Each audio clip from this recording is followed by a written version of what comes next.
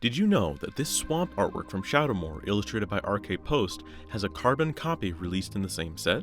This artwork for Flame Jab is the same swamp, just with a bolt of fire drawn on it. This was an unlikely yet awesome decision from both a flavor and functional perspective, because the designing of the retrace mechanic allows for someone running these cards in Limited to be able to discard the swamp that Flame Jab requires to be able to activate from the graveyard. And the flavor text also hides a sneaky implication of that synergy as well. Merch. Like, comment, subscribe.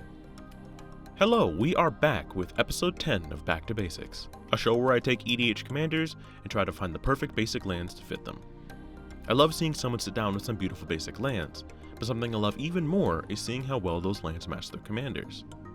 One quick note before we begin. I like to give the artists credit for their artworks, but I may not pronounce their names perfectly.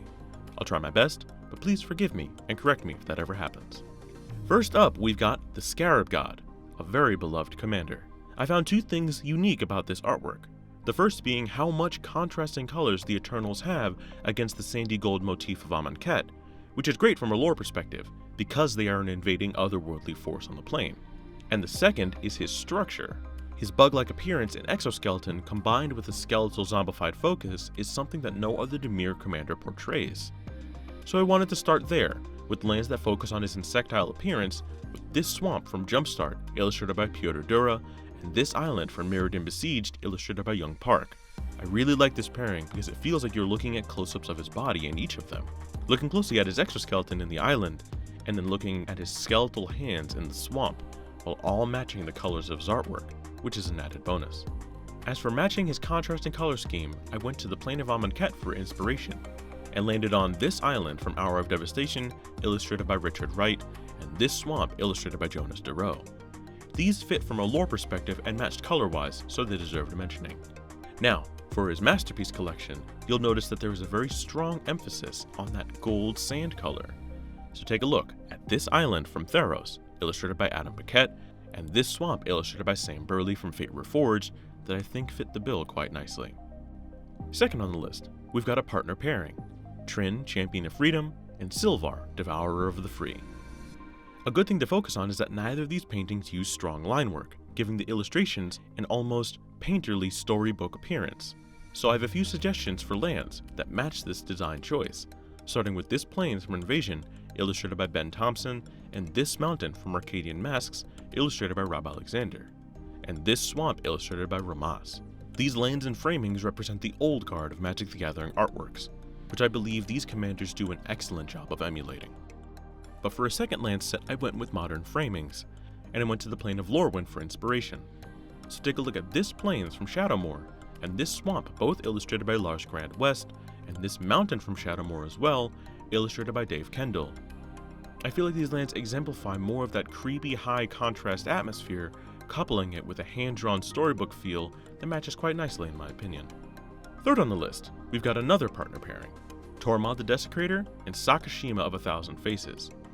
I found more than I thought that I would for this partner pairing, namely, finding ways to match the yellowish-blue hues that are in the background of Sakashima to the blue-violet hues that Tormod has in the skull that he's manipulating. But I think I found it in 3 different land pairings for you to look at. Take a look at this swamp illustrated by John Avon in Commander 2014, and this island illustrated by Jonas Duro from M14. I liked this combo, because the swamp and the island can match with each other, but they primarily focus on their color of choice. Sakashima matches with the island, while Tormod matches with his respective swamp. For a second pairing, I went with a more thematic emphasis, by looking at this island from Cold Snap theme decks, and this swamp from Jumpstart. The imagery on the faces in the glaciers, matching the Sakashima of 1,000 Faces, felt too good to pass up, and the blue-purple hues emanating from a skeletal hand matched Tormod excellently as well. For the third pairing, I went much brighter and flashier, with this island from Jonas Duro from M21, and this swamp from M21 as well, also illustrated by Jonas Duro. I felt like there was a much more unique potential here, not only because of the matching purples and blue hues, but also in the yellow hues present in Sakashima showing through, and matching the background of their respective island. Number 4, we've got Orvar the All-Form. I found this artwork particularly striking because of how much is hidden in it. Looking at it off the jump, you see one tentacle that he's manipulating, but as you look closer, you see that Orvar is standing over a sea of tentacles. One quick sidebar.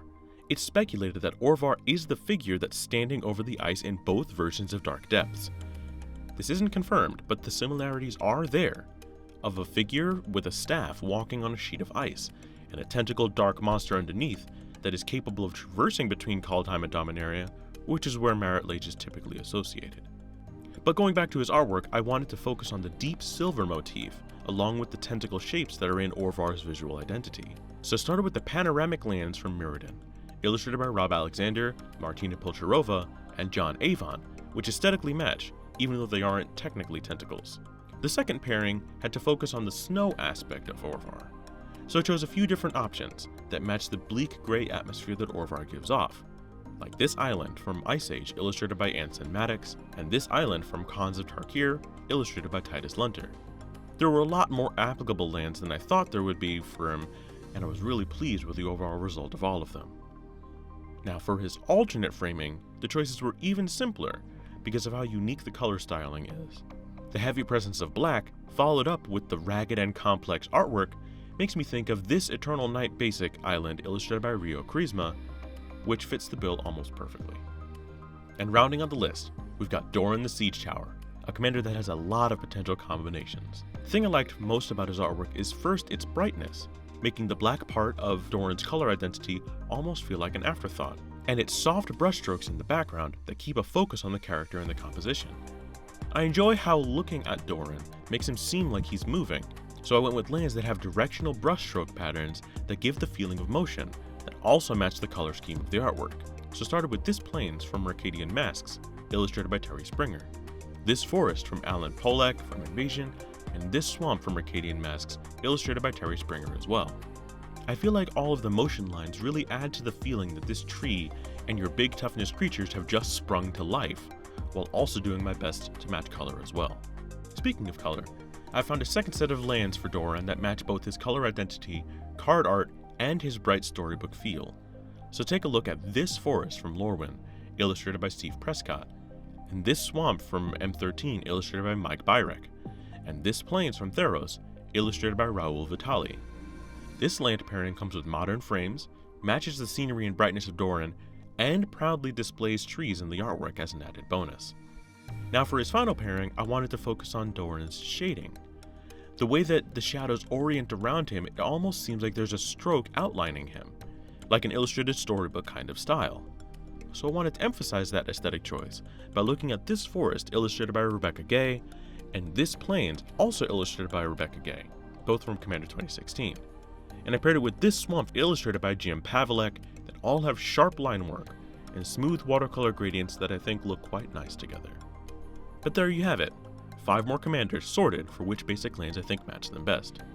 But I want to see what you think. Tell me which commanders you'd like me to try and pick up basic lands for. Comment below and let me know, and have a great day.